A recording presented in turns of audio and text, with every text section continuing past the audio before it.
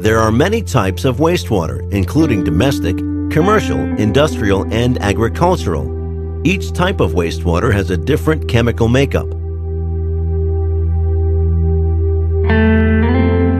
Inadequate access to clean water and sanitation has become one of the most pervasive problems affecting human health in developing countries.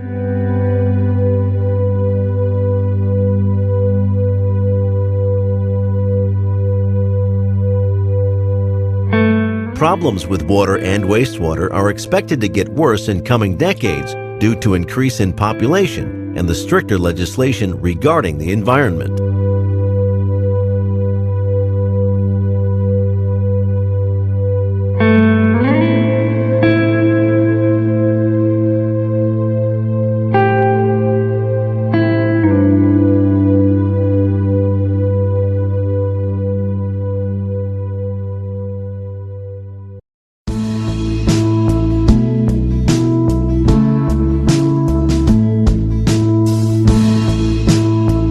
Mainly conventional wastewater treatment practices have been oriented to the removal of grit and floating matter, followed by the removal of suspended and dissolved organic matter. The removal of suspended matter has been achieved by sedimentation, and the bulk of the soluble organic matter is removed by biological oxidation and flocculation. These processes, when carried out in combination, have proved to be economical and effective means for removing organic matter from wastewaters. However, there are certain disadvantages associated with them. Firstly, biological process requires considerable operating control and often generates operating problems of a complex nature.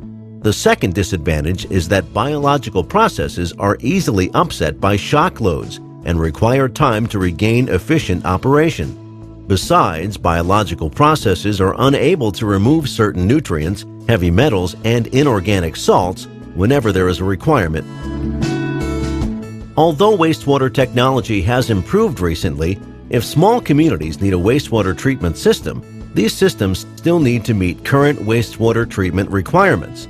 In this case, the wastewater treatment systems should not only be effective and reliable, but they should also be simple and inexpensive to construct and operate. For this reason, the development of very simple and cost-effective natural wastewater treatment systems is particularly interesting. In general, natural wastewater treatment systems are divided in four broad types: terrestrial treatment methods, wastewater stabilization ponds, aquatic plant systems, and constructed systems. Terrestrial treatment methods depend on the physical, chemical, and biological reactions on and within the soil matrix. The wastewater, after a preliminary treatment step, is disposed on the soil. Technologies comprise of slow-rate, rapid infiltration, and overland flow systems, as well as combination of these types. In slow-rate and overland flow methods, vegetation constitutes a significant treatment component, while in rapid infiltration, vegetation is not necessary. Wastewater stabilization ponds are open ponds whose treatment function depends on sunlight, the microbial life, and the lower forms of plants and animals. Organic matter is decomposed naturally. With the contribution of bacteria and algae, wastewater is stabilized and its pathogens are reduced. Generally, organic content of the effluent is converted to more stable forms. Stabilization ponds include various types as sewage lagoons and oxidation, redox, maturation, facultative, anaerobic, aerobic, and aerated ponds. They can be used in a wide range of weather conditions alone, in series of various pond types, or in combination with other wastewater treatment systems. Aquatic plant systems are shallow ponds with floating or submerged aquatic plants. The most thoroughly studied systems are those which use water hyacinth or duckweed. The systems that use floating plants are distinguished by the ability of these plants to derive their carbon dioxide and oxygen needs from the atmosphere directly. The plants receive their mineral nutrients from the water. The systems that work with consists of submerged plants are distinguished by the ability of these plants to absorb oxygen, carbon dioxide, and minerals from the water column. Constructed wetlands are artificial wastewater treatment systems consisting of shallow ponds or channels which have been planted with aquatic plants and which rely upon natural microbial, biological, physical, and chemical processes to treat wastewater. They typically have impervious clay or synthetic liners and engineered structures to control the flow direction, liquid detention time, and water level. Depending on the type of system, they may or may not contain an inert porous media such as rock, gravel, or sand. Constructed wetlands have proven effective in treating municipal wastewater, agricultural wastewater and runoff, some kind of industrial wastewater, and stormwater runoff from urban, suburban, and rural areas. They are designed to exploit the various processes occurring in natural wetlands within a more controlled environment.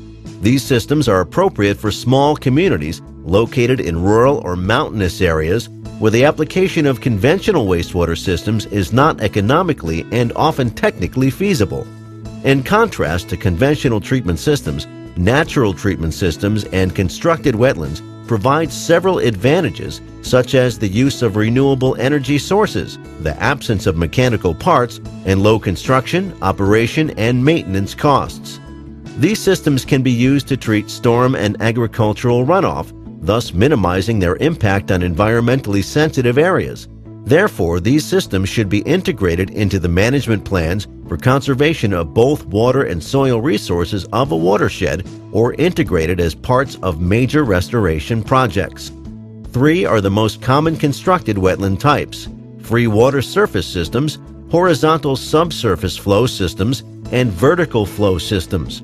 Free water systems consist of one or more vegetated shallow impermeable basins or channels filled with soil, planted native vegetation such as cattails, reeds, and/or rushes, and equipped with appropriate inlet and outlet structures.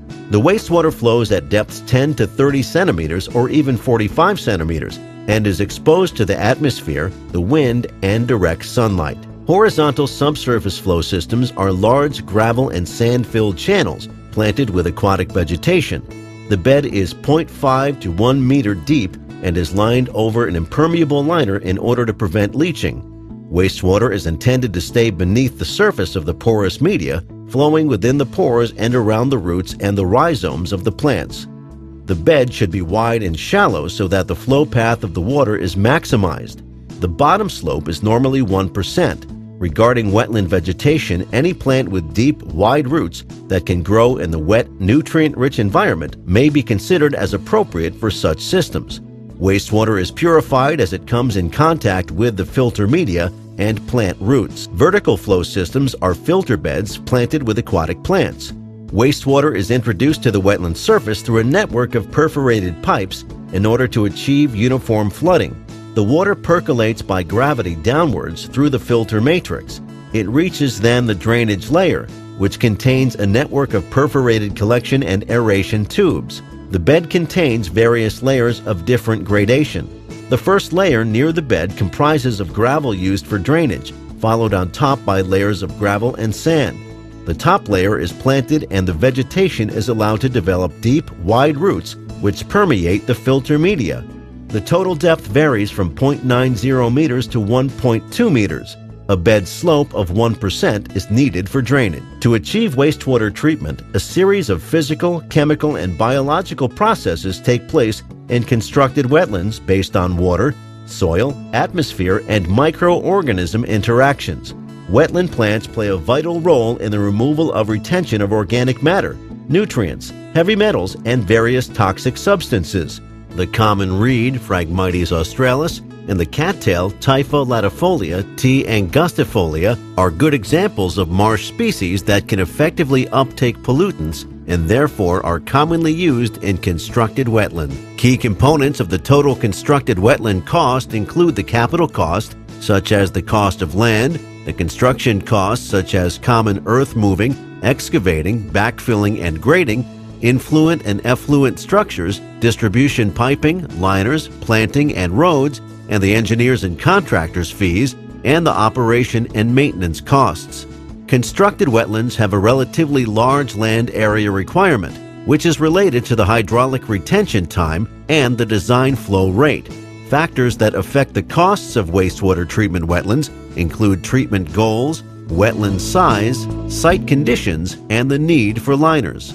The problems related to wastewater treatment infrastructure and the environmental consequences involved are particularly important for most Black Sea countries.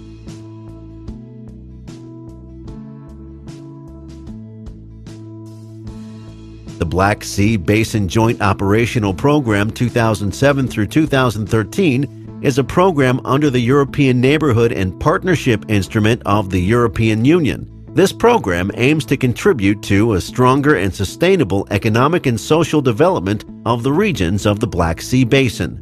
With this aim, the program promotes projects that result in economic and social development in the border areas, gives chances for working together to address common challenges, and builds people-to-people cooperation.